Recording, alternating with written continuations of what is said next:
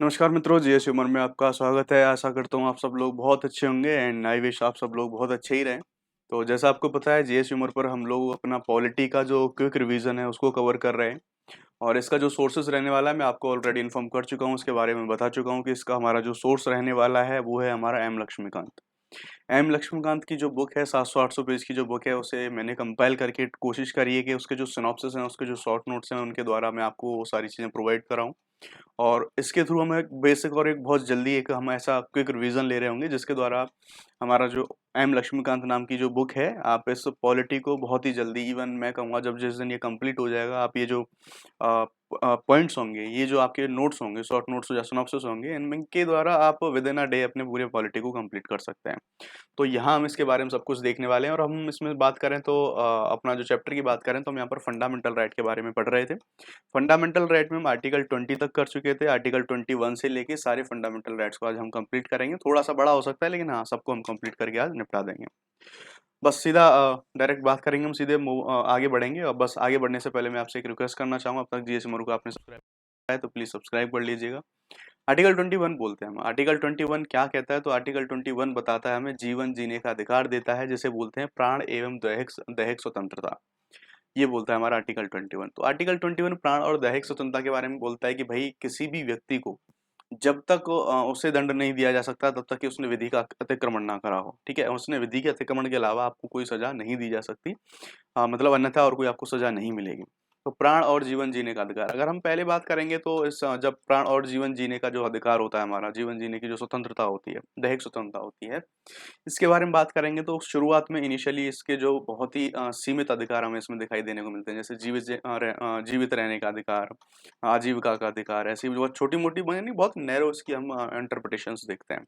लेकिन later on आप यहाँ पर प्राण और जीव जो दैहिक स्वतंत्रता है इसके बारे में आप देखेंगे, यहाँ पर जो मेनका गांधी केस आता है, मेनका गांधी मामला आता है, इसमें जो जीवन जीने का अधिकार है इसकी जो व्यापक व्याख्या करी गई, इसका एक दृष्टिकोण एक बहुत बड़े तरीके से देखा गया।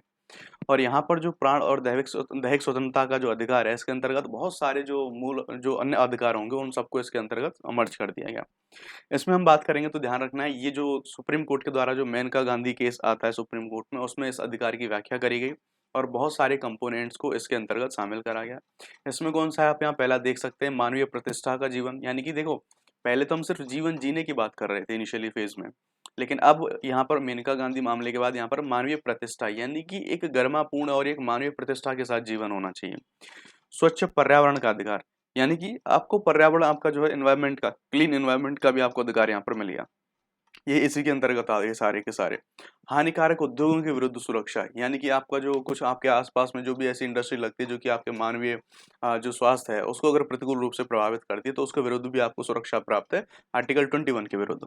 जीवन की रक्षा, निजता का अधिकार, आप पुट्टा स्वामीवाद में देखेंगे, पुट्टा स्वामीवाद में ये चीज़ बोली गई थी कि जो राइट ऑफ प्राइवेसी है वो आर्टिकल 21 के अंतर्गत जीवन जीने का अधिकार है। इसी तरह से हम इसके अंतर्गत, जैसे हम जिस तरह से देख रहे थे ना आर्टिकल 19 अभिव्यक्ति की आज़ादी में, जिस तरह से हम देख रहे थे कि व्यक्ति की स्वतंत्रता में हमारी जो प्रेस की स्वतंत्रता थी, इसी तरह से देख रहे थे। इसी तरह पुट्टा स्वामीवाद में बोला गया कि जो निजता की स्वतंत्रता है, यानी कि आपकी जो राइट टू प्राइवेसी है, ये राइट टू प्राइवेसी आपका आर्टिकल 21 के अंतर्गत जीवन जीने के अधिकार के अंतर्गत आएगा। ये राइट टू प्राइवेसी वाला केस आता है आधार अधिनियम के अगेंस्ट में कि गवर्नमेंट किन-किन चीज़ों में आधार माँग सकती है, डेटा प्राइवेसी, ये सारी चीज़ें आप आज के टाइम में भी आप इनमें चर्चाओं में देख सकते हैं। आश्रय का अधिकार, यानी कि आपको एक आश्रय होना चाहिए। स्वास्थ्य का अधिकार, निःशुल्क शिक्षा व कानूनी सहायता का अधिकार, है ना? जिसे हम देखते हैं फ्री एजुकेशन का जो प्रावधान हमारे यहाँ करा गया है।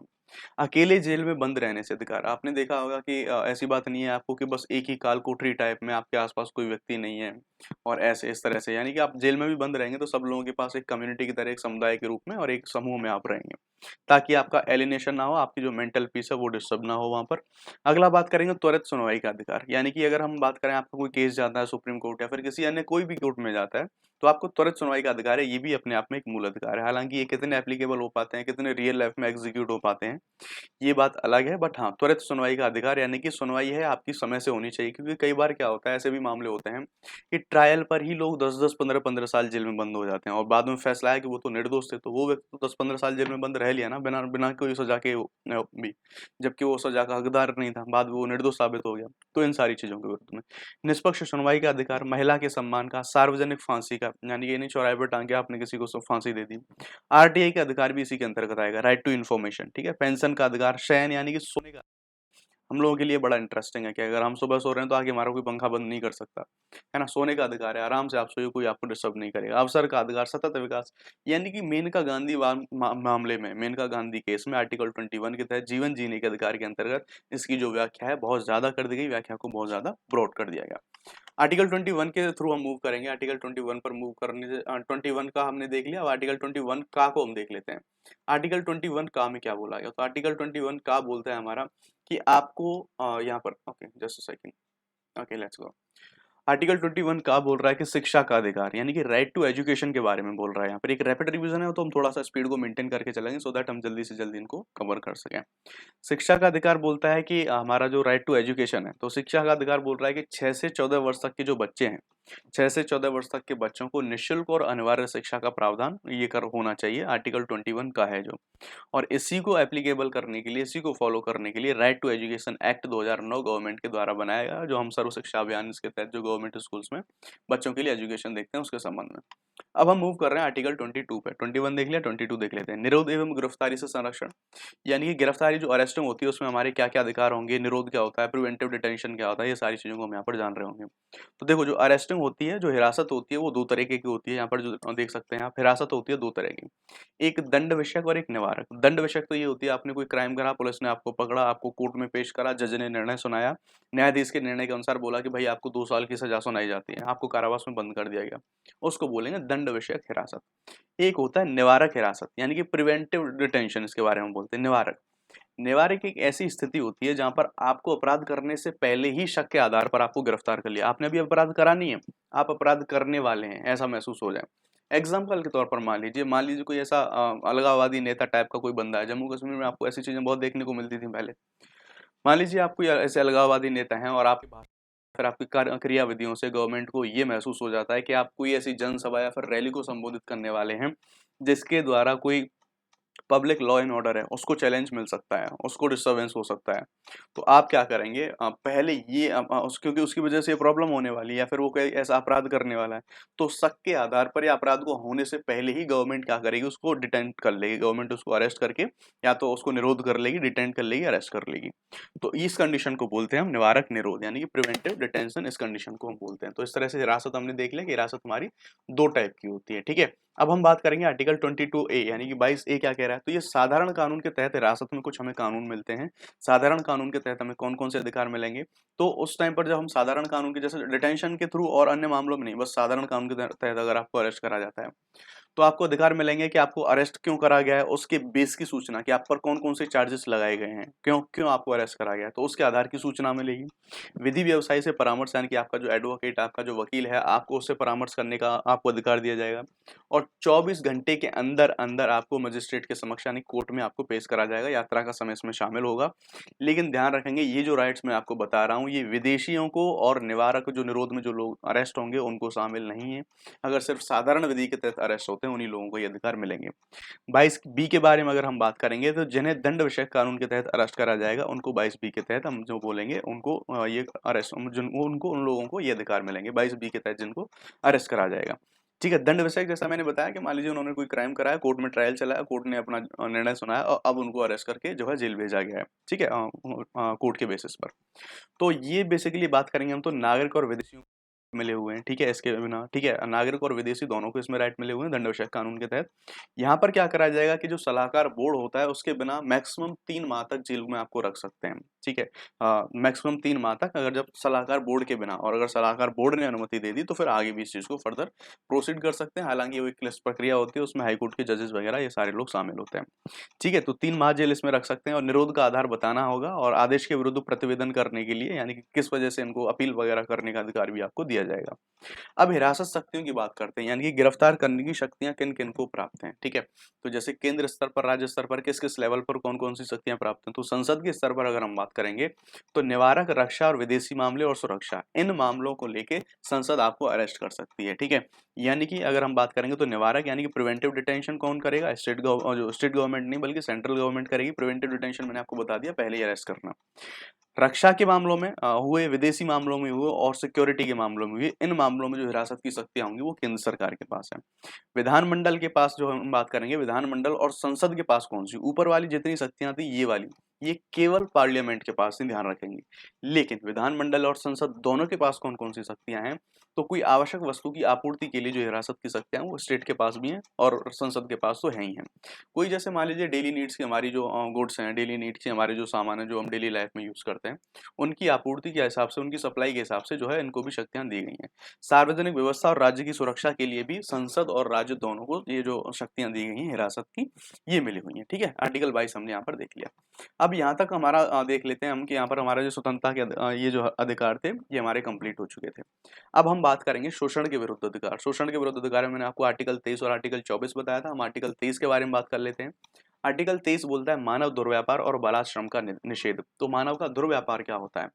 मानव के दुर्व्यापार के बारे में अगर आप बात करेंगे तो सीधी-सी बात है, दुर्व्यापार यानी कि बुरा व्यापार, मानव का बुरा व्यापार। आपने देखा होगा कि जैसे बच्चों की स्मगलिंग होती है, इंसानों की स्मगलिंग होती है, लड़कियों की स्मगलिंग होती है, फीमेल्स की स्मगलिंग होती है उनसे सेक्स वर्क कराने के लिए, उनके ऑर्गन्स को बेचने के लिए। ये सारी स्मगलिंग होती है, उनसे भीख मंगवाने के लिए, इन सारे कामों के लिए स्मगलिंग होती है इंसानों की। तो मानव का दुर्व्यापार रोकने का जो अधिकार है या फिर मानव के दुर्व्यापार के विरुद्ध में जो अधिकार है वो आर्टिकल 23 में प्रोवाइड करता है। बलात्श्रम का मतलब क्या हुआ? तो बलात्श्रम का मतलब होता है जबरदस्ती, जबरदस्ती आपसे किसी पर जो है काम करवाना आपसे बलात्श्रम का मतलब, ठीक है? बेट-बेगार ये सारी चीज़ें इसमें शामिल होंगी, अभी लेटर ऑन हम देखते हैं। तो यहाँ पर हम बात करेंगे आर्टिकल जो 23 है हमारा नागरिक और गैर नागरिक दोनों को मिला मिला हुआ है, चाहे तो आप विदेशी हैं, चाहे आप हमारे भारत के नागरिक हैं, तो आपको ये अधिकार मिलता है। राज्य और व्यक्ति दोनों के खिलाफ ये सुरक्षा प्रदान कराता है। इसका मतलब ये हुआ कि राज्य यानी कि सरकार के खिलाफ और यानी कोई व्यक्ति भी आपसे जबरदस्ती कोई काम नहीं करवा सकता, आपका शारीरिक शोषण नहीं कर सकता, आपका स्मगलिंग नहीं कर सकता, दुर्व्यापार नहीं कर सकता। ये सारी चीज़ें इसका मतलब हुआ, ठीक है? तो इसमें अगर हम बात करेंगे दुर्व्यापार में बात करेंगे तो पुरुष और जो महिला बच्चों की जो बिक्री बिक्री होगी यानी कि मैं बता रहा हूँ ना जो स्मगलिंग बता रहा था आपको, वो चाहे उनके पीछे मोटो कुछ भी हो। अनैतिक दुर्व्यापार और फिर वेश्यावृत्ति या देवदासी यानी कि जो सेक्स वर्क कराने के लिए भी जो लड़कियों की जो स्मगलिंग होती है उसके अगेंस्ट में भी। बेगार और बंधुआ मजदूरी इस पर भी रोक, ठीक है? तो इस पर भी रोक हमें इसी के तहत में दिखाई देने को मिलेगी आर्टिकल 23 में। अब बलात्श्रम को देख लेते हैं कि बलात्श्रम एक्चुअल में होता क्या है, ठीक है? तो बलात्संग के अंतर्गत क्या-क्या आ जाएगा यानी कि ज़बरदस्ती काम करवाना, इवन व्यक्ति की इच्छा के विरुद्ध काम करवाना, यही वाली बात है यानी कि मुझे काम करने का मूड नहीं है, फिर भी आप ज़बरदस्ती काम करवा रहे हो। ठीक है, तो ये बलाश्रम के अंतर्गत आ जाएगा। प्लस मिनिमम वेज से कम काम करवाना भी जो बलाश्रम के अंतर्गत आता है। यानी कि मान लीजिए जो मार्केट का स्टैंडर्ड रेट या गवर्नमेंट ने कानून के द्वारा निर्धारित कर रखा है कि आपको इस काम के लिए पूरे दिन के लिए ₹300 का मानदेय निर्धारित होगा। ₹300 का जो श्रम श्रम है वो आपको इसके लिए निर्धारित करा गया है। और क्योंकि उस व्यक्ति को आप मजबूर करते हैं कि वो ₹200 पर ही काम करे और आपको पूरे दिन काम कराने के लिए ₹200 देते हैं, तो ये भी बलाश्रम के अंतर्गत आ जाता है। आर्टिकल 23 के बारे में बात करेंगे तो ये बेसिकली सार्वजनिक उद्देश्य के लिए अनिवार्य सेवा आरोपित करी जा सकती है इसमें और धन देना इसके अंतर्गत बाध्य नहीं होगा। यानी कि सार्वजनिक उद्देश्य की अनिवार्य सेवा आरोपित करी जा सकती है जैसे कि आप देखेंगे कि मान लीजिए कोई ऐसी इमरजेंसी सिचुएशन आ गई, तो जो है उन इमरजेंसी सिचुएशंस को टैकल करने के लिए एक अनिवार्य सेवा आरोपित करी जा सकती है। उसको हम ये नहीं कहेंगे कि आप बलात्संग या फिर बेगारी हमसे करवा रहे हैं। तो गवर्नमेंट के द्वारा ये चीज़ करी जा सकती है। जैसे मान लो इमरजेंसी लग गई, देश में युद्ध हो गया, कोई लड़ाई हो गई, तो उस टाइम पर आपका कुछ रोल अदा करने के लिए आपको कुछ ऐसी सेवाएँ आरोपित आपके ऊपर करी जा सकती हैं, ठीक है? चलिए आर्टिकल 24 देखेंगे। आर्टिकल 24 कहता है हमारा कारखानों में बालकों के नियोजन का निषेध। आपने देखा होगा कि जो फैक्ट्रीज़ वगैरह होती हैं, तो उन खतरनाक फैक्ट्रीज़ में जो 14 वर्ष से कम की उम्र के बच्चे होते हैं, ठीक है? उनका निषेध होता है कि 14 साल से कम उम्र के जो बच्चे होंगे, उनको फैक्ट्रीज़ में काम नहीं करने दिया जाएगा और ये हम ध्यान रखेंगे जो 14 वर्ष से कम बच्चों का निषेध होगा, लेकिन जो खतरनाक उद्यम होंगे, जिनमें बच्चों को नुकसान हो सकता है। लेकिन अगर जिनमें बच्चों को नुकसान नहीं पहुँचाया जा सकता है, वो सामान्य उद्यम है, उनमें बच्चे काम कर सकते हैं अपनी फैमिली वगैरह की हेल्प के लिए, ठीक है? तो ये हमारा आर्टिकल 14 बोलता है वो जो 24 है आर्टिकल 24 हमारा ये बोलता है। ठीक, तो यहाँ पर बच्चों के निषेध से कारखानों में संबंधित 23-24 से अच्छे खासे क्वेश्चन आते हैं, तो इसलिए थोड़ा-सा आप इसको यहाँ पर रैपिडली देख लेंगे, ध्यान से इसको फोकस कर लेंगे। धर्म स्वतंत्रता के अधिकार अब हम बात करेंगे धार्मिक हमारे जो अधिकार मिलेंगे हमें, धार्मिक स्वतंत्रताओं के अधिकार के बारे में लेंगे तो 25, 26, 27 और 28 इनके बारे में हम यहाँ पर बात करेंगे।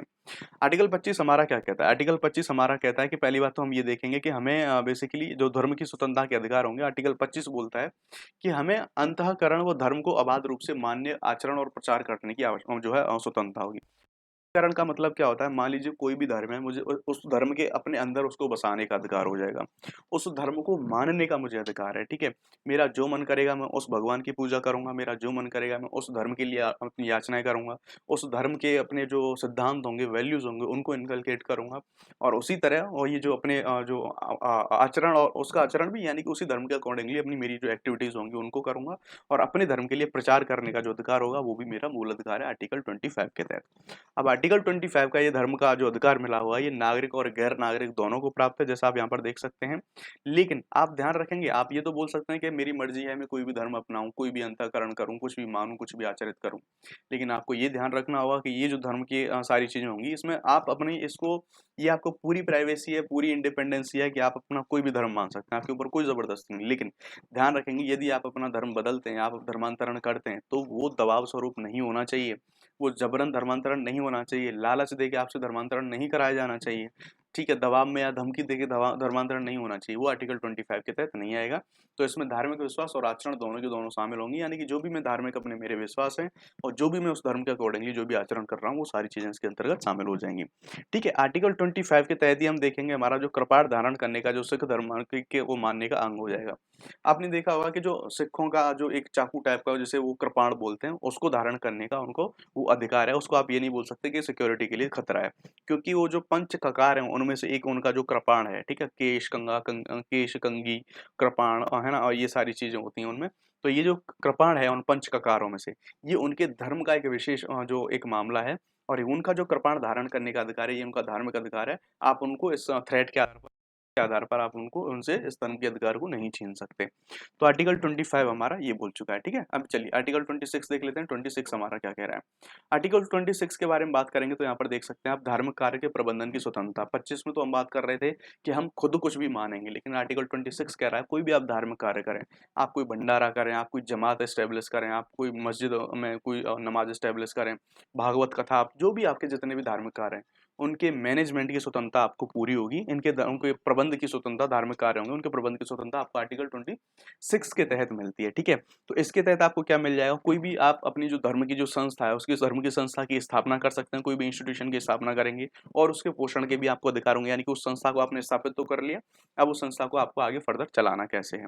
ठीक है, धार्मिक कार्यों का मैनेजमेंट, लाइक आप समझ लिए भंडारा है, आपको उसका मैनेजमेंट करना है, आपकी भागवत कथा है उसको मैनेजमेंट करना है। ठीक है, और वो जो हम बात करेंगे तो जो धार्मिक संस्था है उसकी संपत्ति के स्वामित्व, आपने देखा होगा हमारे ट्रस्ट वगैरह ज्यादा होते हैं धार्मिक संस्थाओं के। ठीक है, जो मंदिरों के ट्रस्ट वगैरह होंगे उसी लेवल पर जो आपके मतलब चाहे किसी भी धर्म के स्तर पर आप देख लीजिए, चाहे मस्जिद हो, गुरुद्वारा हो, सबके अपने ट्रस्ट होते हैं जिनके द्वारा वो अपनी जो संपत्ति है उसका संचालन करते हैं, अपने धार्मिक कार्यों का प्रबंधन उसके द्वारा कर रहे होते हैं। तो ये आर्टिकल 26 के तहत उनके जो धार्मिक कार्य उनके प्रबंधन की स्वतंत्रता मिलती है। आर्टिकल 20 अगर हम बात करेंगे तो जहां आर्टिकल 25 के बारे में बात करेंगे तो वो एक व्यक्ति के स्तर पर बात कर रहा था, ये आपको क्वेश्चन स्टेटमेंट में मिल सकता है। आर्टिकल 25 आपको व्यक्तिगत अधिकार दे रहा था कि आप खुद अकेले कोई भी धर्म मानिए, कोई भी धर्म का प्रचार करिए, कोई भी धर्म का आचरण करिए, ये आपका निजी मामला है।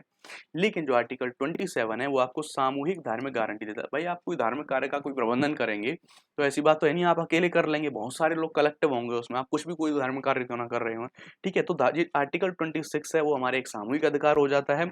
आर्टिकल 25 है हमारा वो एक व्यक्तिगत जो है अधिकार हो जाता है। लक्ष्मीकांत में इस पॉइंट पर थोड़ा ज्यादा जोड़ दिया गया है, इसलिए मैंने यहाँ पर इसको इंक्लूड करा है। अगला आप देखेंगे यहाँ पर, तो हाँ, अगला हम देखेंगे तो अकॉर्डिंग टू सुप्रीम कोर्ट धार्मिक संप्रदाय, हाँ, सुप्रीम कोर्ट ने जो धार्मिक संप्रदाय है उसकी व्याख्या करी है कि धार्मिक संप्रदाय के क्या मानक होने चाहिए, किस किस को आप धार्मिक संप्रदाय मान सकते हैं और किस किस को धार्मिक संप्रदाय की कैटेगरी में रखा जाएगा। ठीक है, तो यहाँ पर आप देख सकते हैं कि व्यक्तियों का चाहिए, पहला मानक यह है कि व्यक्तियों का समूह होना चाहिए जिनका विश्वास तंत्र आत्मिक तुष्टि के अनुकूल हो, यानी कि अपनी आत्मा की तुष्टि वो करें, उनका विश्वास तंत्र ऐसा होना चाहिए। ठीक, अगला हम बात करेंगे तो सामान्य संगठन हो, यानी कि लोग संगठित हों, और एक विशिष्ट नाम हो, उसको हम धार्मिक संप्रदाय दे सकते हैं। ये तीन जो कैटेगरी बताई गई है या फिर तीन मानक स्टैंडर्ड बोल सकते हैं ये सुप्रीम कोर्ट के द्वारा। अब आता है हमारा आर्टिकल 27। आर्टिकल 27 क्या कहता है कि धर्म की अभिवृद्धि हेतु करों के संदाय से स्वतंत्रता। इसमें ये चीज बोली गई है आर्टिकल 27 में कि गवर्नमेंट के द्वारा किसी भी ध्यान रखेंगे, गवर्नमेंट के द्वारा किसी भी धर्म विशेष को बढ़ावा देने के लिए, उसको आगे ले जाने के लिए कोई टैक्सों का कलेक्शन नहीं होगा, यानी कि जनता के द्वारा जो टैक्स का पैसा आ रहा है वो किसी एक धर्म विशेष को बढ़ाने के लिए नहीं लगाया जाएगा, क्योंकि हम देखते हैं हमारे यहाँ धर्मनिरपेक्षता का जो पॉजिटिव एस्पेक्ट है हमने उसको अपनाया है, तो हम सारे के सारे धर्मों को साथ में लेके चलते हैं, तो उसका सिंपल सा मतलब ये। लेकिन आपको ध्यान रखना है आर्टिकल 27 है, और यहीं से आर्टिकल 27 से ये क्वेश्चन बनता है कि आर्टिकल 27 में जो टैक्स से प्राप्त राशि है ना, उसमें धर्म के ऊपर खर्चा करने से रोक है, जो कर से प्राप्त राशि है। लेकिन जो शुल्क है, जिसे हम बोलते हैं फीस, जो पैसा हमें फीस से मिलता है, उस फीस से प्राप्त पैसे पर रोक नहीं है। यानी कि आर्टिकल 27 में एक चीज मैं फिर से आपको रिपीट कर रहा हूं, आर्टिकल 27 के तहत जो कर से पैसा आ रहा है, कर के द्वारा जो पैसा आ रहा है, उसकी खर्च करने पर रोक है किसी धर्म विशेष के लिए। जो शुल्क से पैसा आ रहा है, जो फीस से पैसा आ रहा है, वो शुल्क वाला पैसा खर्च करने पर मनाही नहीं है और यही एज इट इज आपको स्टेटमेंट क्वेश्चन में पूछा जाता है। अगला आर्टिकल 28 देखेंगे तो आर्टिकल 28 बोलता है हमारा धार्मिक शिक्षा में उपस्थित होने से स्वतंत्रता। ठीक है, यानी कि बेसिकली हम बात करेंगे तो जो भी हमारी रिलीजियस हमारी जो प्रार्थनाएं होंगी, एजुकेशंस होंगी, उनमें उपस्थित होने से स्वतंत्रता। जैसे आप देखेंगे तो यहाँ हम देखेंगे जो आप जैसे हम स्कूल वगैरह में देखते हैं कि हम स्कूल वगैरह में हमारी सुबह सुबह जाते हैं तो हम प्रेयर होती है। तो उस प्रेयर में किन किन कंडीशन में आपको कौन से अधिकार मिले हम वो देखने वाले हैं। मान लीजिए अगर गवर्नमेंट के द्वारा फंडेड कोई धार्मिक संस्थान है तो उसमें शिक्षा नहीं दी जाएगी, धार्मिक शिक्षा विशेषता नहीं दी जाएगी, जो गवर्नमेंट फंडेड शिक्षा संस्थान है। ठीक है, लेकिन अगर कोई ऐसे शिक्षा संस्थान है जिनकी स्थापना किसी ट्रस्ट के द्वारा करी गई है, लेकिन जो प्रशासन है वो गवर्नमेंट के द्वारा करा जा रहा है उसका, वहां पर धार्मिक शिक्षा करी जा सकती है। क्योंकि ट्रस्ट के अगर मान लीजिए जैसे ये जो आर्य समाज के अगर कोई ट्रस्ट है, उनका कोई स्कूल है, ठीक है, तो स्थापना उनके द्वारा करी गई है उस स्कूल की, लेकिन अगर प्रशासन मान लीजिए सरकार के हाथ में, तो वो धार्मिक शिक्षा दे सकते हैं क्योंकि ट्रस्ट का वो स्थापित स्कूल है। ठीक है, इस तरह से हम देखेंगे तो गवर्नमेंट मान्यता प्राप्त या फिर गवर्नमेंट निधि सहायता यानी कि गवर्नमेंट के पैसे के द्वारा जो स्कूल संचालित हैं, वहां पर जो बच्चे हैं, स्टूडेंट हैं, उनकी सहमति के बिना आपको उन पर धार्मिक शिक्षा नहीं दे सकते। अगर बच्चे माइनर हैं यानी कि बच्चे नाबालिग हैं, 18 साल से कम के हैं, तो फिर बच्चों की जगह बच्चों के जो माता पिता हैं, बच्चों के जो गार्डियंस हैं, अभिभावक हैं, उनकी सहमति की आवश्यकता होगी उनको धार्मिक शिक्षा देने के लिए। ठीक है, तो इस तरह से हमारा हो गया यहाँ पर ये आर्टिकल 28। इस तरह से हमारे यहाँ पर जो इनके बारे में बात करेंगे तो यहाँ पर हमारे जो धार्मिक अधिकार थे ये भी होगा आर्टिकल 25 से लेके 28 तक। अब हम बात करते हैं ये संस्कृति और शिक्षा का अधिकार, अल्पसंख्यकों के अधिकार, जो कि आर्टिकल 29 और 30 में हम देखेंगे। तो ये अल्पसंख्यक संरक्षण के बारे में बात करी जाती है आर्टिकल 29 में, और इसी के तहत उनको संस्कृति और उनकी शिक्षा का अधिकार दिया जाता है। जितने भी अल्पसंख्यक लोग हैं हमारे भारत में, हम देख चुके हैं कि आर्टिकल जो हम देखेंगे तो अल्पसंख्यक लोग हैं, बेसिकली अल्पसंख्यकों की परिभाषा निर्धारित नहीं है। बट हाँ, भारत में जो अल्पसंख्यक हैं वो दो प्रकार के अल्पसंख्यकों को हम देखेंगे। एक तो माइनॉरिटी अगर हम देखें तो एक तो हमारे धार्मिक आधार पर, दूसरे भाषा के आधार पर। तो जो भी अल्पसंख्यक लोग हैं उनको अपनी बोली को, अपनी भाषा को, अपनी लिपि को और अपनी संस्कृति की सुरक्षा करने का उनको अधिकार मिलेगा आर्टिकल 29 के तहत। उसके बाद हम देखेंगे कि जो अल्पसंख्यक लोग हैं उनको धार्मिक और भाषाई अल्पसंख्यक को इनको सुरक्षा देगी। जैसा मैंने बताया कि दो ही प्रकार के अल्पसंख्यक हमारे भारत में बेसिकली इनको हमने कैटेगराइज करा है। ठीक है, तो यहाँ पर भाषा की रक्षा में, भाषा के संरक्षण के लिए आंदोलन का राइट भी उनको देखा जाएगा। देखिए, अगर मान लीजिए कोई भी माइनॉरिटी है और उस माइनॉरिटी की कोई विशेष भाषा है, कोई विशेष लैंग्वेज है, वो अपनी उस भाषा को अगर कंटेन करने के लिए, उसको सतत बनाए रखने के लिए कोई आंदोलन भी करते हैं, तो वो भी उनको आर्टिकल 29 के तहत इसका ये अधिकार मिला हुआ है। आर्टिकल 30 के बारे में देखेंगे तो आर्टिकल 30 हमारा बोलता है कि शिक्षा संस्था स्थापना और प्रशासन करने का अल्पसंख्यकों का अधिकार। यानी कि जो माइनॉरिटी लोग हैं उनको अपने लिए शिक्षा संस्थाओं की स्थापना वो कर सकते हैं और उन शिक्षा संस्थाओं का प्रशासन भी वो अपने अकॉर्डिंगली कर सकते हैं। तो अपनी रुचि की शिक्षा संस्थाओं की स्थापना करना और अपने बच्चों को अपनी भाषा में शिक्षा देने का अधिकार हमें देखने को मिलेगा आर्टिकल 30 के तहत में मिलेगा। और अपना शासी निकाय चुनने का और शिक्षक और कर्मचारी की नियुक्ति और कार्यवाही करने का पूरा अधिकार आपको यहाँ पर माइनॉरिटीज को मिल जाएगा आर्टिकल 30 के तहत में। ठीक है, चलिए हम अब बात करेंगे सीधा आर्टिकल 32 के बारे में बात करते हैं। आर्टिकल 32 में क्या मिलेगा? आर्टिकल 32 में संवैधानिक उपचारों की बात करी जाती है, यानी कि ये अपने आप में एक मूल अधिकार है। यानी कि जितने भी सारे मूल अधिकार हैं, मैंने आपको बताया था स्टार्टिंग में कि ये वाद योग्य होते हैं। अब ये वाद योग्य कैसे इन्फोर्सेबल हैं? तो इसका मतलब क्या होता है, उपचार का मतलब क्या होता है? मान लीजिए आपका शरीर है, आप बीमार हुए, आपकी बॉडी में कोई प्रॉब्लम हुई, तो आप डॉक्टर के पास जाते हैं बीमारी को दिखाने के लिए। अब डॉक्टर के पास कुछ टूल्स होते हैं, ठीक है। तो अब जब हमारे मूल अधिकारों में कोई बीमारी हो जाती है या फिर मूल अधिकारों का कोई उल्लंघन होता है, तो हम सुप्रीम कोर्ट रूपी नामक डॉक्टर के पास पहुंचते हैं और सुप्रीम कोर्ट के डॉक्टर से गुहार लगाते हैं कि डॉक्टर साहब, हमारे इन फलाने जो मूल अधिकार हैं इनका उल्लंघन हुआ है, आप हमारे इनका इलाज करिए। तो सुप्रीम कोर्ट के पास जैसे डॉक्टर के पास अपने कुछ हथियार होते हैं, कुछ टूल होते हैं, कुछ उपकरण होते हैं, उसी प्रकार से सुप्रीम कोर्ट के पास भी कुछ टूल्स होते हैं अपने, जिनको हम बोलते हैं रेट्स। उन सारी रेट्स को हम अभी देखेंगे क्योंकि रेट्स से अच्छे क्वेश्चन आते हैं, लोग कंफ्यूज भी बहुत ज्यादा होते हैं, तो उन सारी रेट्स के बारे में हम बात करेंगे। उससे पहले हम आर्टिकल 32 के बारे में बात करें तो ये अपने आप में एक मूल अधिकार है, इसलिए आप अगर इनका उपचार कराने के लिए सुप्रीम कोर्ट के पास जाते हैं, तो सुप्रीम कोर्ट के पास जाएंगे तो सुप्रीम कोर्ट इससे मना नहीं कर सकता क्योंकि ये अपने आप में एक मूल अधिकार है। ठीक है, आर्टिकल जो 32 है ये भी तो मूल अधिकार के अंतर्गत ही आता है। तो फंडामेंटल राइट के जो संरक्षण का राइट है, अपने आप में ही मूल अधिकार है ये। आर्टिकल 32 के बारे में बात करेंगे तो इसके बारे में एक मोस्ट इंपॉर्टेंट स्टेटमेंट है डॉक्टर अम्बेडकर साहब का। डॉक्टर अम्बेडकर साहब ने आर्टिकल 32 की महत्वता को देखते हुए संविधान की आत्मा और हृदय को बोला था। यानी कि संविधान की पूरी आत्मा और हृदय इसमें है कि अगर किसी व्यक्ति के मूल अधिकारों का उल्लंघन होता है तो वो व्यक्ति सीधे सुप्रीम कोर्ट जाके अपने मूल अधिकारों को संरक्षित करा सकता है। ठीक है, तो फंडामेंटल राइट की सुरक्षा और उसकी गारंटी जो दी जाती है सुप्रीम कोर्ट के द्वारा दी जाती है। क्योंकि मूल अधिकारों का गारंटर और सुरक्षा करता कौन? हमारा सुप्रीम कोर्ट। और बिना अपील के भी बेसिकली जब आप जुडिशरी में देखेंगे तो आपको जो अपील का एक सिस्टम होता है कि आप पहले लोअर कोर्ट में हम कोई भी मामला दायर करते हैं, वहाँ के फैसले से आप संतुष्ट नहीं हो तो आप हाई कोर्ट जाते हैं, उसके बाद आप सुप्रीम कोर्ट जाते हैं, लेकिन मूल अधिकारों के मामले में ये नहीं है। ऑल्दो आप उस विधि के तहत भी जा सकते हैं, लेकिन आपको ये ऑप्शन भी खुला रहता है कि आप डायरेक्टली सीधे सुप्रीम कोर्ट का भी मूल अधिकारों की स्थिति में जो है रुख कर सकते हैं। फंडामेंटल क्रियान्वयन में सुप्रीम कोर्ट के जो क्षेत्राधिकार हैं वो मूल तो हैं, लेकिन अनन्य नहीं है, ये चीज़ भी आपको ध्यान रखनी है। अब मैंने आपको जो टूल्स के बारे में बता रहा था वो टूल्स काफ़ी इंपॉर्टेंट है, उन टूल्स के बारे में बात कर लेंगे। उन टूल्स को मैं बता रहा था कि उनको बोलते हैं हम रिट, तो उन रिट के बारे में बात करेंगे। तो रिट के बारे में बात करूँ तो बेसिकली ये कोर्ट के द्वारा जारी कुछ ऐसे आदेश होते हैं जो कि कुछ कुछ मामलों में यानी कि हमारे मूल अधिकारों को लागू करवाने के लिए कोर्ट के द्वारा जारी करे जाते हैं। तो आर्टिकल 32 के तहत जो हम देखेंगे वो जो रिटें देखेंगे उन्हें हम सुप्रीम कोर्ट के द्वारा जारी रिटें देखेंगे। इसी प्रकार से आर्टिकल 226 के तहत हाई कोर्ट को जो है रिट जारी करने का भी अधिकार होता है।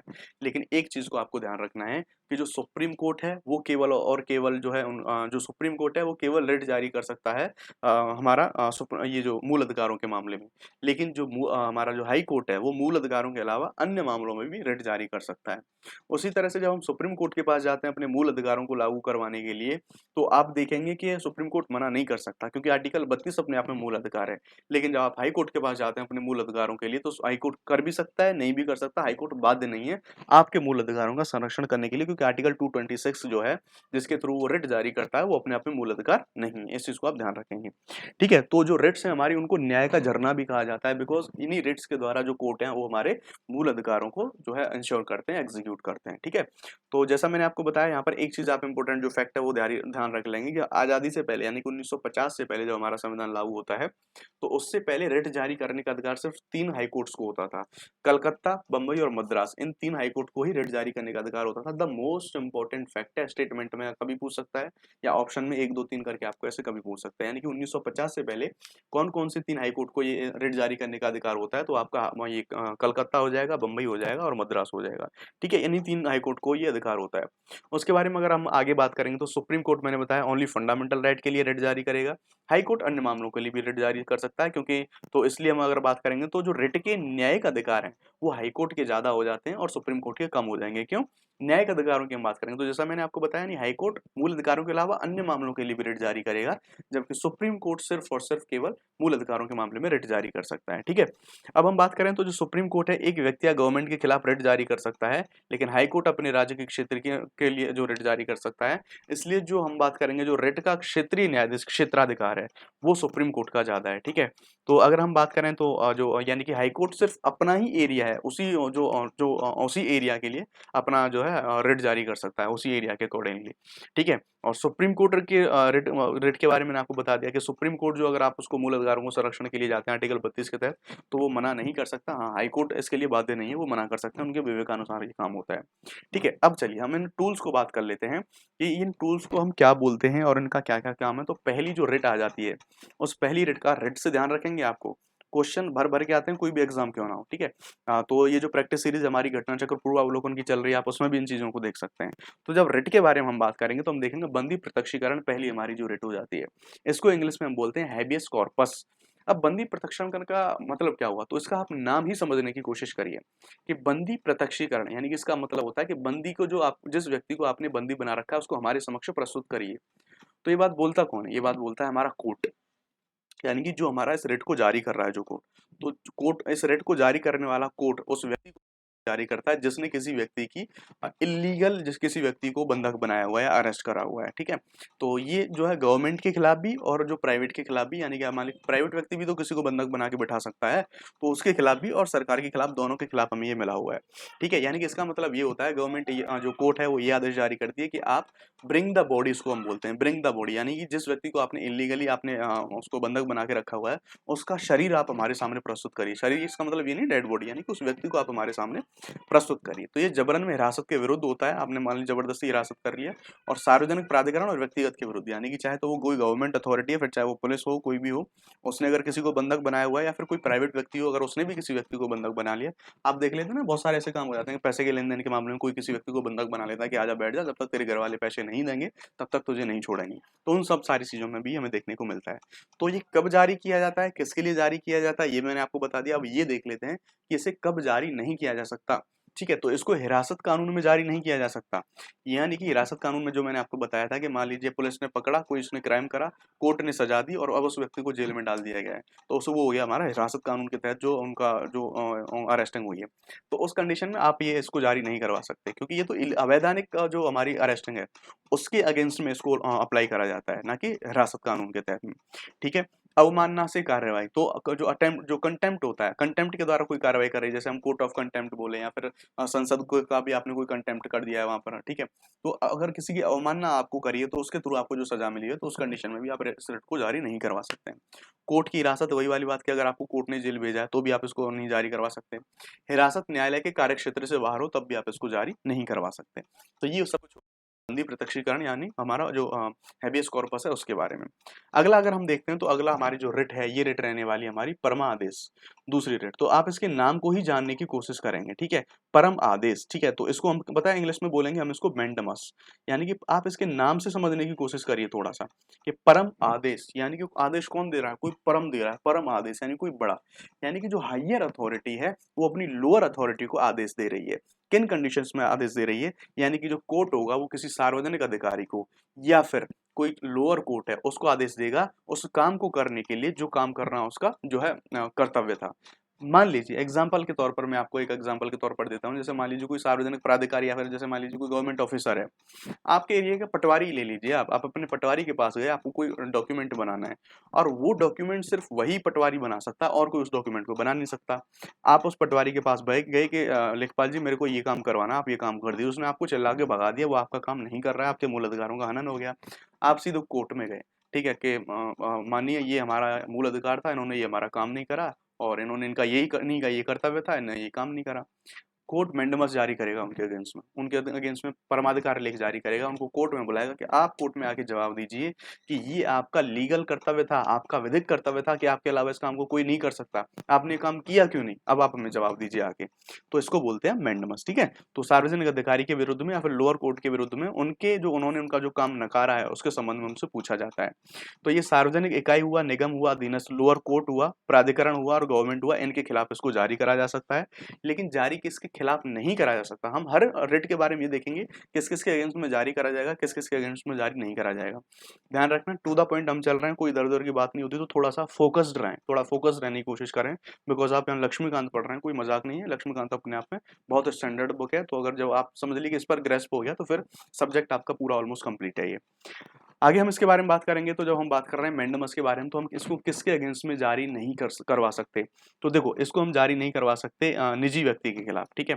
अब मान लीजिए कोई प्राइवेट ऑफिस वाला व्यक्ति है, उसके पूरे अधिकार अपने हैं, आप उसके पास गए, मान लीजिए आप कोई मोबाइल का सर्विस सेंटर है, आप उसके पास गए काम कर अपना कोई सर्विस करवाने के लिए, उसने मना कर दिया, आप कोर्ट के पास नहीं जा सकते कि भाई इन्होंने मना कर दिया हमसे काम करने के लिए, ठीक है? तो निजी व्यक्ति के पास आप नहीं जा सकते, ठीक है? गैर संवैधानिक विवाह हुआ कोई, और जब कर्तव्य कोई विवेकानुसार, यानी कि मान लीजिए मुझे कोई कर्तव्य सौंपा गया है और उसमें मुझे डिस्क्रिशनरी दी गई है, विवेकाधिकार दिया है कि आप इसको कर भी सकते हैं, नहीं भी कर सकते, ये आपकी इच्छा है। तो जब मुझे ये ऑप्शन दे दिया गया तो फिर इसको जबरदस्ती आप लागू कराने के लिए कोर्ट नहीं जा सकते मेरे खिलाफ में, ठीक है?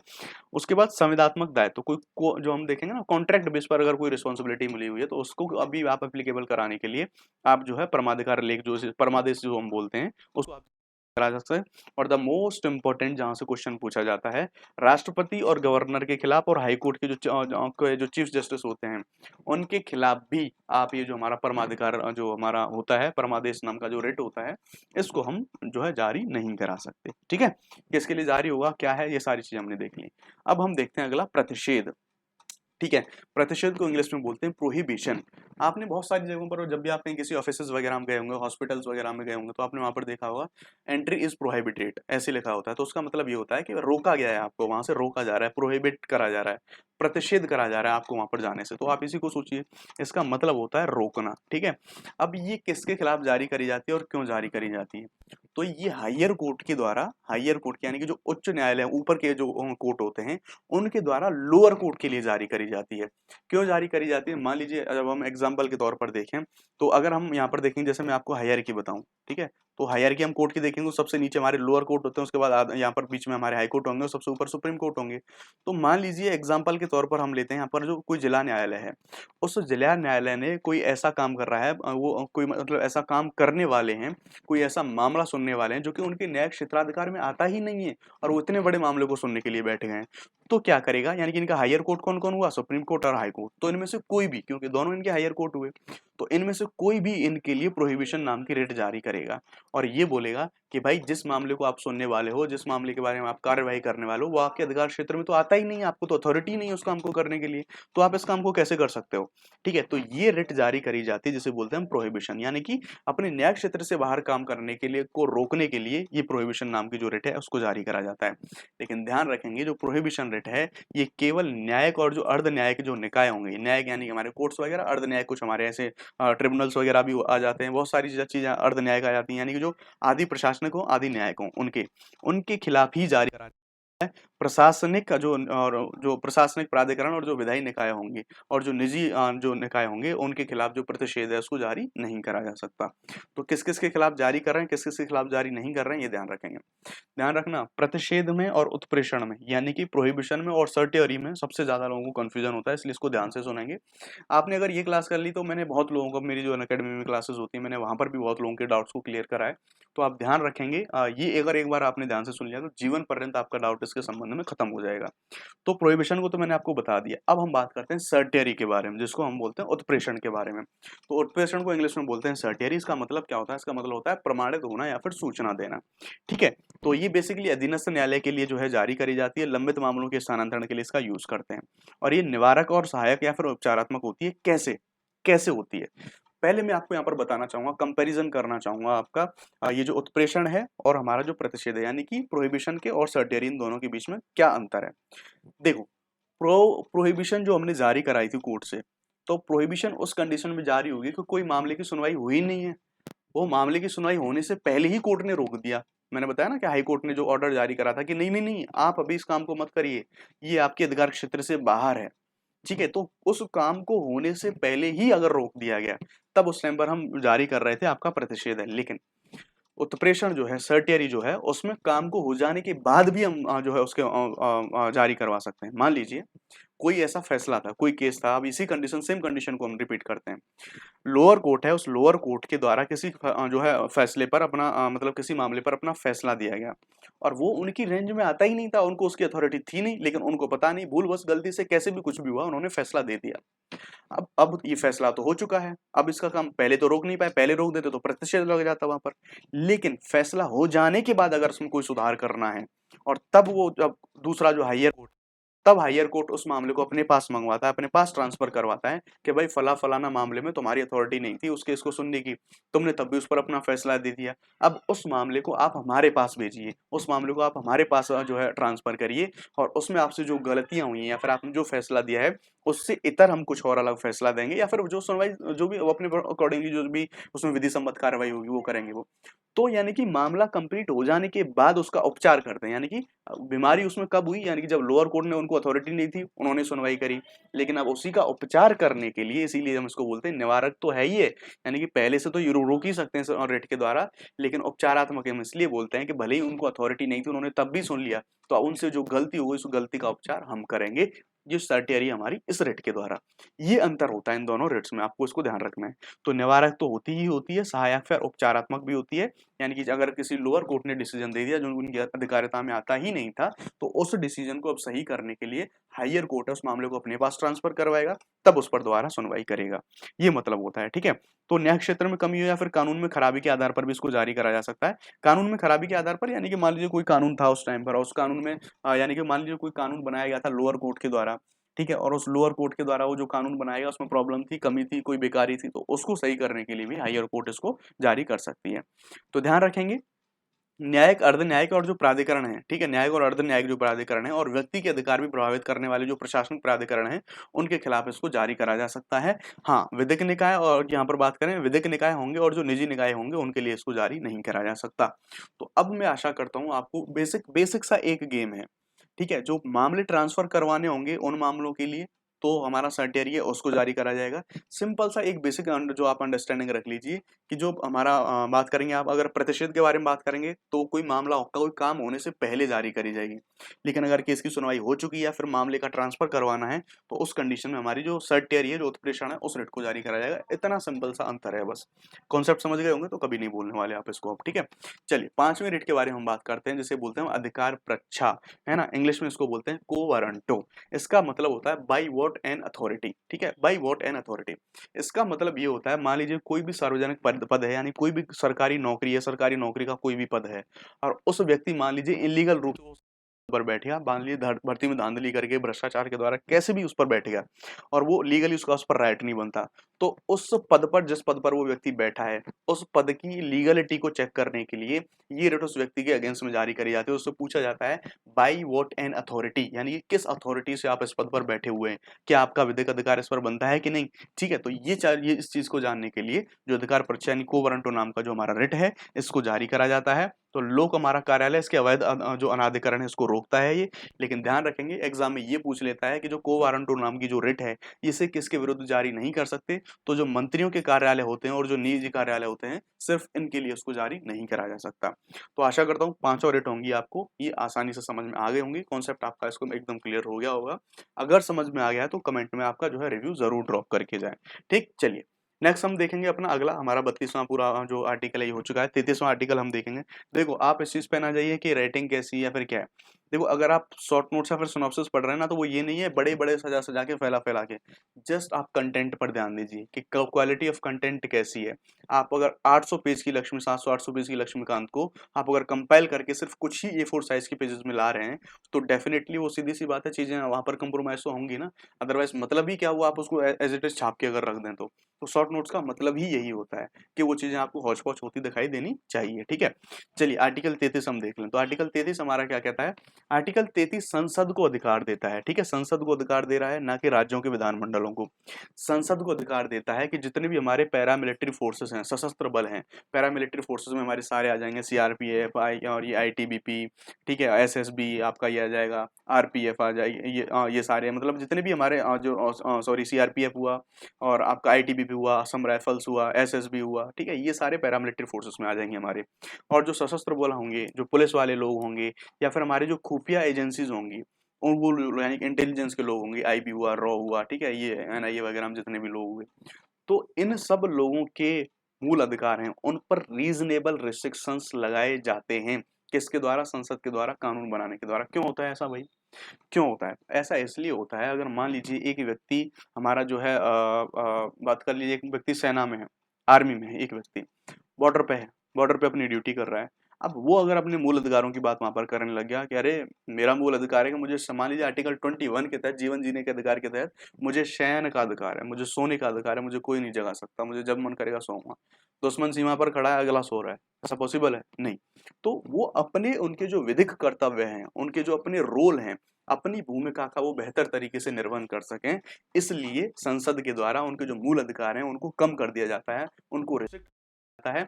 और ये रिस्ट्रिक्शन रीजनेबल होता है, तार्किक रिस्ट्रिक्शन होता है, ठीक है, तभी वो अपनी भूमिका को बेहतर तरीके से निभा सकते हैं, ठीक है। तो ये हम बात करें यहाँ पर आर्टिकल 32 की जो रेटें हैं वो कोर्ट मार्शल को यहाँ पर बात करेंगे, वो कोर्ट मार्शल को सुप्रीम कोर्ट हाई कोर्ट के क्षेत्राधिकार से अपवर्जित करती हैं, ये चीज ध्यान रखना है, ठीक है।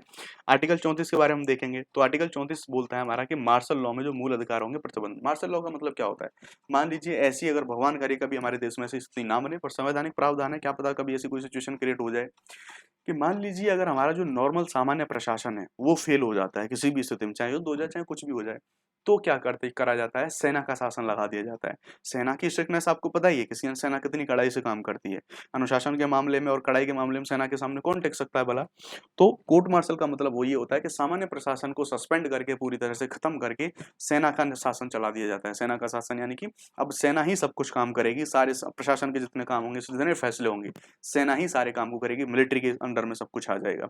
तो उसको बोलते हैं हम कोर्ट मार्शल। तो कोर्ट मार्शल में जो हमारे फंडामेंट, अब सीधी सी बात है, जब कोर्ट मार्शल लागू करा जाएगा तो नॉर्मल सिचुएशन में तो लागू करा जाएगा नहीं, कोई बहुत ही इमरजेंसी कंडीशन होगी, तो उस कंडीशन में जो मूल अधिकार होंगे वो हमारे सारे के सारे सस्पेंड हो जाएंगे। तो ध्यान रखेंगे जो मार्शल लॉ है ये बंदी प्रत्यक्षीकरण को निलंबित नहीं करेगा, ठीक है। मार्शल लॉ भले ही आ जाए, भले ही सेना का कानून आ जाए, लेकिन जो हमारा अभी बंदी प्रत्यक्षीकरण की जो हमने रिट जारी करी थी, यानी कि मार्शल लॉ भले ही है, लेकिन मार्शल लॉ में भी जो सेना है आपको इलीगल रूप से जो है यहाँ पर आपको इलीगल रूप से अरेस्ट नहीं कर सकती। तो इसका मतलब ये होगा कि जो बंदी प्रत्यक्षीकरण था मार्शल लॉ में भी ये सस्पेंड नहीं होगा, ठीक है। अगला, संसद की क्षतिपूर्ति एक्ट को कोर्ट में ओनली इस बेस पर चुनौती नहीं दी जा सकती कि वो किसी फंडामेंटल राइट का उल्लंघन करता है, ठीक है। यानी कि संसद के द्वारा जितने कंपनसेशन के कानून बनाए जाते हैं उनको केवल इस आधार पर चुनौती नहीं दी जाएगी ये हमारे मूल अधिकारों का उल्लंघन कर रहा है, ठीक है। ये 34 में हमने देख लिया। आर्टिकल 35 हमारा बस ये बोल रहा है कि केवल और केवल संसद को अधिकार है कि किसी विशेष फंडामेंटल राइट को प्रभावी बनाने के लिए विधि बनाए, यानी कि मूल अधिकारों के मामले में संसद को ही अधिकार दिए जाते हैं। राज्यों के विधानमंडलों के पास कोई भी किसी भी प्रकार के जो मूल अधिकार हमें दिखाई देने को नहीं मिलते हैं, ठीक है। तो यहाँ पर हमने ये चीजें देखी। अब तक हमने सारे आर्टिकल इसके संबंध में देख लिए हैं। आर्टिकल तो हमने 35 तक देख लिए। तो हम जानते हैं जो हमारा मूल अधिकार था भाग 3 में थे, ठीक है। भाग 3 में आर्टिकल 12 से लेके 35 तक, यानी कि 12 में हमारे राज्य की परिभाषा दी गई थी, 13 में जो विधि मूल अधिकारों से असंगत विधियां थी उनको जीरो करा जा रहा था वहां पे, और 35 में हमने यहाँ पर देख लिया अंत में। इस तरह सारे आर्टिकल्स को हम बहुत से देखा है। नहीं, एक बार नहीं समझ में आ रहे हैं दोबारा देखिए। और ये जैसे ही अभी कंप्लीट होने वाला है तो ये जो लेक्चर जब तक आपके पास पहुंचेगा तब तक मैं पूरे ये जो चैप्टर होगा इन फंडामेंटल राइट को उनको मैं आपको टेलीग्राम में इनकी जो पीडीएफ है वो अवेलेबल करा दूंगा, ठीक है। तो पीडीएफ अगर अभी अवेलेबल करा रहा हूँ, कुछ दिन बाद ये डिलीट हो जाएंगे क्योंकि फ्री ऑफ कॉस्ट आपको ये चीजें अवेलेबल हो रही है। ज्यादा लंबे टाइम तक इनको वहां नहीं रख सकते क्योंकि ये ऑलमोस्ट एक तरीके से पेड टाइप का कंटेंट होता है। तो बट अभी क्योंकि हमारी इनिशियल फैमिली है तो उसके लिए आप लोग लकी हैं, तो आपको ये सारी चीजें, ये है ना, आप जब इन चीजों को बनाएंगे, आप जब इतनी मोटी मोटी बुक्स को कंपाइल करेंगे ना, तब आपको पता चलेगा कितना टाइम लगता है इन चीजों को बनाने में। ये सालों की प्रोसेस होती है, कई सालों की प्रोसेस होती है, और ये आपको रेडीमेड मिल जाती है। तो वही है ना, कुछ चीजें फ्री में मिलती हैं तो लोग उसकी वैल्यू नहीं कर पाते। एनीवेज, आपको मिल रही है, आप वैल्यू करिए, पढ़िए आराम से। अब चलिए, सारे आर्टिकल तो हमने देख लिए। अब मूल अधिकारों से संबंधित हमारे कुछ स्टेटमेंट आते हैं, कुछ इंपॉर्टेंट केसेस आते हैं, उनके बारे में देख लेते हैं। अब आईआर कोहेलो केस आता है, और आईआर कोहेलो केस में क्या बोला जाता है कि 9वीं अनुसूची की विधियों को जुडिशियल जो हमारा रिव्यू है उससे अनुमति नहीं है। इसका मतलब क्या है? देखो, 9वीं अनुसूची थी ना, मैंने बात बताया था आपको कि हमारे भारतीय संविधान में टोटल 12 अनुसूचियां हैं। उनमें से जो 9वीं अनुसूची थी उसको पहले संविधान संशोधन के द्वारा ही जो हम बात करें 1951 में ऐड उसको इंक्लूड करा गया था। लेकिन 1951 में पहले संविधान संशोधन के द्वारा भारतीय संविधान में उसको ऐड करा गया था। तो 9वीं अनुसूची के द्वारा क्या क्या ऐड करा गया था उसमें? जो भूमि सुधार वाले जो हमारे कानून होते थे उनको उसमें डाला जाता था। और जिस कानून को आपने भूमि सुधार वाली जो सूचियां 9वीं अनुसूची में आपको उसने डाल दिया, तो उसमें क्या प्रावधान था पहले कि अगर 9वीं अनुसूची में कोई भी कानून आपने घुसा दिया ना, कोई भी कानून डाल दिया, तो अब कोर्ट उसका रिव्यू नहीं कर सकती, अब उसका न्यायिक पुनरावलोकन नहीं हो सकता था। तो राज्यों के द्वारा क्या किया जाने लगा, चाहे वो भूमि सुधार से संबंधित कानून है, चाहे वो भूमि सुधार से संबंधित कानून नहीं है, हर कानून को जिसको भी उसको कोर्ट से बचाना है उसको वो 9वीं अनुसूची में डाल देते।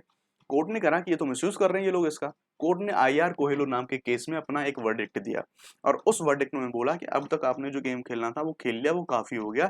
अब उन्होंने एक थ्रेशोल्ड दिया 24 अप्रैल 1973 का। उस थ्रेशोल्ड में उन्होंने बताया कि 24 अप्रैल 1973 के बाद चाहे जितने भी आप कानून 9वीं अनुसूची के अंतर्गत डाल लो, हम उनका जुडिशियल रिव्यू करेंगे, उनकी वैधानिकता की परख करेंगे, हम जांच करेंगे कि वो सही है कि गलत है, ठीक है। तो उनको कोर्ट में चुनौती दी जा सकती है। यदि वे आर्टिकल 14, आर्टिकल 15, आर्टिकल 19 और आर्टिकल 21 का वो उल्लंघन करेंगे तो हम उनको जांच सकते हैं, जो 9वीं अनुसूची है उसमें भी जाके, अब आपको उसका मिसयूज नहीं करने देंगे। तो आईआर कोहेलो केस में ये चीज दी गई थी। उसके बाद अगर आप बात करेंगे तो आइवर जेनिंग्स, यानी कि इनके बारे में इनके द्वारा एक स्टेटमेंट दिया गया था कि संविधान वकीलों का स्वर्ग है, उसके बारे में ये इन्होंने इसलिए बोली थी मूल अधिकारों के बारे में, क्योंकि आप देखेंगे जो संविधान की भाषा है वो काफी क्लिष्ट है। वो एक जो लॉयर या एडवोकेट आदमी है उसी के संबंध में, उसकी समझ में सही आ सकती है। हम और आप जैसे आदमी उसको इतना इजीली इंटरप्रेट नहीं कर सकते, ठीक है। जो संविधान है, ये तो लक्ष्मीकांत है इसलिए हम इसको समझ जाते हैं, इसमें और चीजें लिखी हुई हैं। मूल संविधान की जो लैंग्वेज है वो बहुत, क्योंकि जितने सारे लोग थे बहुत पढ़े लिखे और जो लीगल बैकग्राउंड से सारे लोग थे, तो सीधी सी बात है उनके लिए वही ऐसी लैंग्वेज होनी है। अब मूल अधिकारों की आलोचना कैसे करी जाती है, इनकी आलोचना बात करें तो आपको मेंस में बहुत हेल्प करने वाले हैं, ठीक है। तो मेंस के लिए इंपॉर्टेंट है। अब ऑल्दो यहाँ से प्रीलिम्स में भी क्वेश्चन बन सकता है कि इनका क्या महत्व है, इनकी आलोचना किस आधार पर 4 पॉइंट दे दिए अब आपको लगाना है, ऐसा क्वेश्चन भी आ सकता है। लेकिन मेंस में और आपको इंटरव्यू में ज्यादा हेल्प करेंगे। तो मूल अधिकारों की आलोचना इस आधार पर करी जा सकती है कि बहुत व्यापक सीमा है भाई, इतने ज्यादा व्यापक है। अभी हमने देखा मेनका गांधीवाद में जो 21वां हमारा जो संविधान, ये जो 21वां हमारा आर्टिकल होता है, आर्टिकल 21 की कितनी विस्तृत व्याख्या है। इतने ज़्यादा व्यापक हैं कि कोर्ट को बार-बार इनको बारे में डिसीज़न देना पड़ता है। कोर्ट को बार-बार बताना पड़ता है कि कौन-सी चीज़ मूल अधिकार है, कौन-सी चीज़ किसके अंतर्गत आएगी, तो इनकी बहुत ज़्यादा ब्रॉड कॉन्सेप्ट के अंतर्गत ये आ जाते हैं। ठीक है? उसके बाद बात करेंगे सामाजिक और आर्थिक आधार नहीं है। यानी कि सिर्फ़ पॉलिटिकल बातें करी गई हैं, यानी कि बोल-बच्चन बड़ी-बड़ी बातें करी गई जो सिर्फ़ पढ़े-लिखे लोगों के समझ में आएँगी। ना तो कोई सामाजिक आधार प्रस्तुत करा रहे हैं, ना ही कोई आर्थिक आधार प्रस्तुत करा रहे हैं। हालाँकि आप इनडायरेक्टली देख सकते हैं आर्टिकल 17 के अंतर्गत, आप आर्टिकल 17 में देखेंगे अस्पृश्यता के अंत की बात करेंगे, तो एक सामाजिक बुराई ही तो है। इनडायरेक्टली आप देख सकते हैं, लेकिन डायरेक्टली कोई सामाजिक प्रावधान इसके अंतर्गत नहीं बल्कि राजनीतिक आधारों पर ही ज़्यादा चर्चा करी गई है। स्पष्टता का अभाव है, यानी बार-बार कोर्ट को इंटरफेयर करना पड़ता है कि नहीं भाई ये इसकी प्रोडक्शन है, ये इसकी हमारी ये जो हमारी इंटरप्रिटेशन है और बार-बार ये मतलब क्लैरिटी नहीं है। स्थायित्व का अभाव इसलिए नहीं है, हम देखेंगे बार-बार कितने सारे हमारे जो संविधान संशोधन हुए हैं, कभी संविधान संशोधन के द्वारा कभी कुछ घुसा दिया गया, कभी किसी संविधान संशोधन के द्वारा कुछ घुसा दिया गया, ये सारी चीज़ें हमें देखने को मिलेंगी, ठीक है? ऑल्दो अभी यहाँ पर मैंने कुछ चीज़ें इसलिए नहीं बताई क्योंकि हम उनको इमरजेंसी में पढ़ेंगे कि कौन-सा मूल अधिकार है, वो कब सस्पेंड होगा, तो इमरजेंसी से लिंक करके हम इमरजेंसी वाले टॉपिक में पढ़ेंगे, तो आपको इसलिए निश्चिंत रहें, आप ये ना कहें कि वो मैं भूल गया, ठीक है? तो वो चीज़ हमें वहाँ पर पढ़नी है, ठीक है? उसके बाद आपात स्थगन, तो आपात स्थगन के बारे में बात करें तो हम जानते हैं कि जब इमरजेंसी लगती है तो इमरजेंसी के टाइम पर इनका सस्पेंशन हो जाता है, महँगा उपचार है। हमने कह तो दिया कि आर्टिकल 32 के तहत आप सुप्रीम कोर्ट जाके लागू करा लिए, पर आपको पता है सुप्रीम कोर्ट में फीस कितनी लगती है? आप एक एडवोकेट हायर करते हैं तो बस हो गया काम आपका तो। आम आदमी गरीब आदमी, गाँव का एक बिल्कुल नीचे स्तर का आदमी कैसे अपने मूल अधिकारों का हर रोज़ उसके मूल अधिकारों का उल्लंघन हो रहा है। वो डेली सुप्रीम कोर्ट के दिल्ली चक्कर लगाएगा आके, क्योंकि अपने आप में बहुत महँगी प्रक्रिया है, बहुत उबाऊ प्रक्रिया है। आप देखते हैं एक एक दीवानी केस क्यों ना चल जाए, इंसानों की पीढ़ियाँ निकल जाती हैं लोगों की, तब नहीं वो सॉल्व हो पाते, ठीक है? निवारक निरोध या कि प्रिवेंटिव डिटेंशन, ये एक इतना ब्रॉड चीज़ है कि गवर्नमेंट इसका मिसयूज़ भर-भर के करती है, विपक्षी लोगों को कंट्रोल करने के मामले में, कि ज़रा-सा कुछ भी हुआ, अरे हमें डाउट है कि आप कुछ गलत कर सकते हैं इसलिए हम आपको प्रिवेंट डिटेंट कर लेते हैं। इमरजेंसी में बहुत सारी चीज़ें ऐसी देखी गई थी, ठीक है? अगला, अब हम बात करते हैं इम्पोर्टेंस के बारे में कि हमारे मूल अधिकार हैं, उनकी इम्पोर्टेंस क्या है, उनका महत्व क्या है? तो जब इम्पोर्टेंस के बारे में बात करते हैं, तो ये एक हमारे डेमोक्रेसी यानी कि जनता का शासन है, विधि का शासन है, उसकी स्थापना करते हैं। भौतिक और नैतिक सुरक्षा के लिए ज़रूरी हमारी स्थिति बनाते हैं। वैयक्तिक स्वतंत्रता यानी कि एक व्यक्ति की स्वतंत्रता की जो स्थापना करते हैं, उसके संरक्षक हैं। विधि के शासन की यानी कि विधि के शासन की स्थापना करते हैं। विधि का शासन क्या है, मैं ऑलरेडी आपको बता चुका हूँ। कमज़ोर वर्गों की सुरक्षा मिलेगी, कहने के लिए बोल-बच्चन है, कुछ भी कर लीजिए आप। धर्मनिरपेक्ष छवि को बनाते हैं, सामाजिक न्याय और व्यक्ति के सम्मान की बात करते हैं। यानी कि गोल-गोल पॉइंट है, आंसर राइटिंग में करने के लिए आपको खूब बढ़िया तरह से काम आएँगे। रियल लाइफ में आप सीरियसली लेने की इनको बिल्कुल ज़रूरत नहीं है कि ऐसा कुछ होता भी है। आपको पता है कि जो व्यक्ति ताकतवर है उसके जीवन में बोल-बच्चन होता है। तो सीधी-सी बात है, हमारा मतलब यहाँ पर सिर्फ़ अपने आंसर को ठोकने से है, तो सीधी-सी बात है हम यहाँ पर ठोकेंगे और आराम से अपने जो है क्वेश्चन को आगे करके सॉल्व करके ले जाएँगे। तो इस तरह एम लक्ष्मीकांत के द्वारा हमारे जो मूल अधिकार थे इनका आज इति सिद्धम हुआ, यानी कि आज हमने अंत करा। तो इस तरह से हमारे जो मूल अधिकार हैं वो कंप्लीट हो चुके हैं। कल से हमारा जो नया चैप्टर है डीपीएसपी वाला, एक छोटे से चैप्टर में डीपीएसपी को हम तुरंत निपटा देंगे, उसके बाद मूल कर्तव्य हो जाएँगे, उसके बाद आगे हम फर्दर प्रोसीड करेंगे और अब बहुत जल्दी रैपिडली हम आगे-आगे अपना एक चैप्टर के बेसिस पर डेली जो है अपने ये इनको सिनॉप्सिस को पढ़ेंगे। सिनॉप्सिस को पढ़ने के बाद आप इनसे क्योंकि मैंने पॉलिटी के ही हम जो क्वेश्चन है उनकी प्रैक्टिस शुरू करी है। टेस्ट सीरीज़ तो अलग चल रही है इंस्टीट्यूशन की, लेकिन हमारा जो घटना चक्र पूर्वावलोकन है यूपीपीएससी वाला, उसमें हम इन्हीं टॉपिक वाइज़ जो सब्जेक्ट है उनका रिवीजन कर रहे हैं। तो आप यहाँ से इनका जो है रिवीजन करिए और वहाँ से जाके क्वेश्चन लगाइए। जैसे अभी हमने मूल अधिकार पढ़े, तो मूल अधिकार जैसे ही आप पढ़ेंगे तो मूल अधिकारों के बाद आपको कुछ दिन बाद जो है आपको वीडियो मिल जाएगा मूल अधिकारों से अब तक आए हुए 1990 से 2023 तक उत्तर प्रदेश लोक सेवा आयोग द्वारा पूछे हुए सारे क्वेश्चन की लिस्ट मिल जाएगी आपको वहाँ पर। आप रिवीजन करेंगे मूल अधिकारों का, उसके बाद क्वेश्चंस को लगाएंगे। The best strategy to prepare for any exam, ठीक है? तो आप इस चीज़ का भी ध्यान रखेंगे। तो आज के लिए इस वीडियो में इतना काफ़ी है, अगले वीडियो में मिलेंगे आपसे। तो आपको फ्री ऑफ कॉस्ट चीज़ें मिल रही तो वैल्यू करिएगा और कमेंट में आप अपना प्यार ज़रूर ड्रॉप करिएगा, वहाँ पर आप ज़रूर बताइएगा। मित्रों के साथ शेयर कर दें, सब्सक्राइब तो आपने कर ही लिया होगा, ये तो मैं आपसे करता ही हूँ। ज़्यादा हमें सपोर्ट करें, आपके लिए ऐसा कुछ सब कुछ लाते रहेंगे, बहुत कुछ नया आने वाला है, बस थोड़ा धैर्य रखें, साथ बनाए रखें। मिलेंगे आपसे अगली वीडियो, तब तक के लिए धन्यवाद। Thank you very much.